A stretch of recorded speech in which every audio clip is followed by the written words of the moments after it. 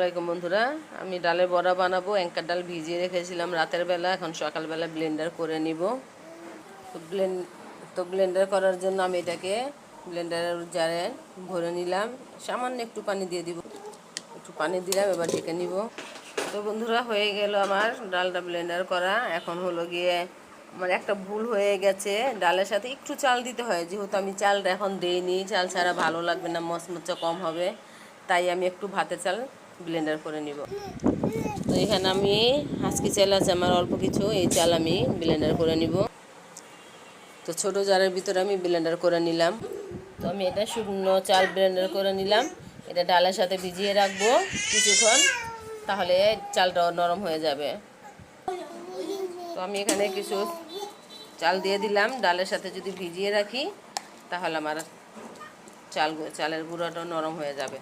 তো তোমরা যারা ভুলে যাও আমার মতো, তোমাদের এই টিপসটা কাজে লাগবে। তো আমার ভিডিওটা ভালো লাগলে বন্ধুরা লাইক কমেন্ট সাবস্ক্রাইব করে দিও। সবাই ভালো থেকো।